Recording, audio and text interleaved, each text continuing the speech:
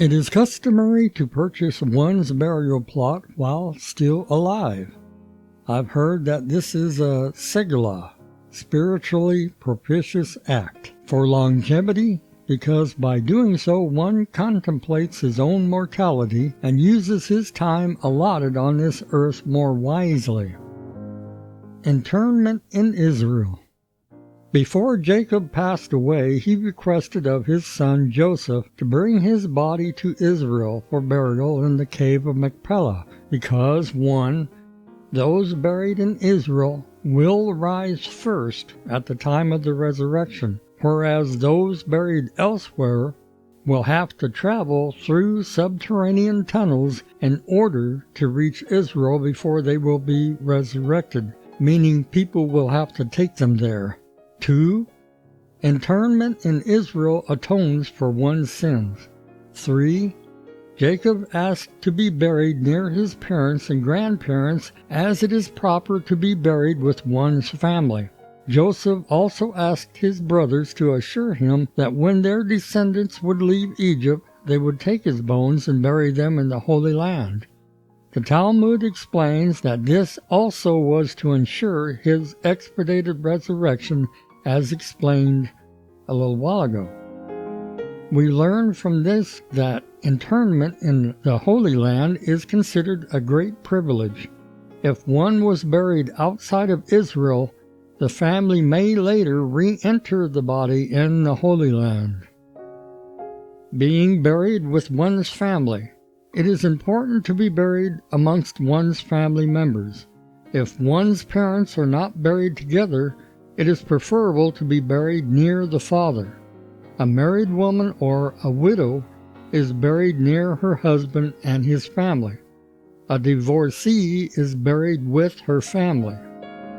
If a person was buried elsewhere, the body may be reinterred in the family plot at a later time. This process may only be done in consultation with an expert rabbi.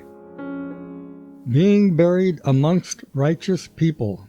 It is not proper to bury a righteous man near a wicked man. In fact, when a wicked man was mistakenly buried near Elisha the prophet, the newcomer was miraculously brought back to life temporarily, so that he should not remain buried there. We find in the prophets that being buried near a righteous person brought about salvation for an individual. A false prophet asked his children to bury him near a true prophet, and in this merit, when King Josiah burned the bones of all of the false prophets, he didn't burn the bones of this one who was buried near the true prophet. Similarly, an average individual should not be buried next to an extraordinary righteous person, though it is certainly permissible to bury a penitent near a righteous person. A Jew should always be in a Jewish cemetery. Owning one's burial plot. According to the Talmud, it's considered disgraceful for a person to be buried in a plot that doesn't actually belong to him. For this reason, if one has not purchased his grave while alive, the family members should buy it before burial.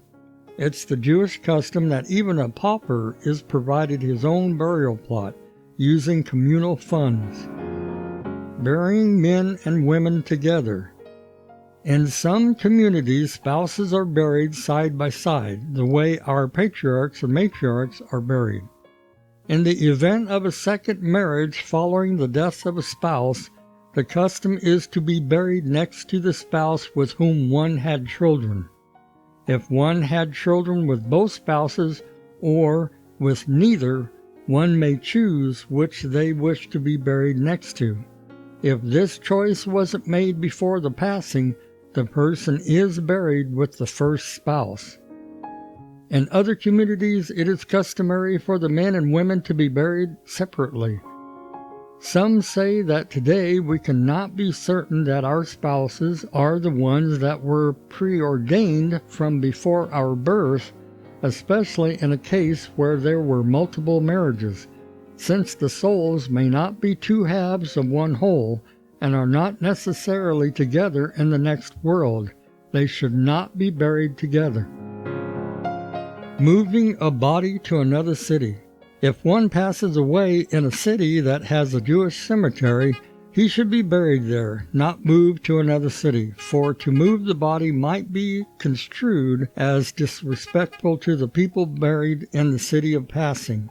One may, however, move the deceased in order for him to be buried in Israel or together with his family members, or if the person specifically asked to be buried elsewhere.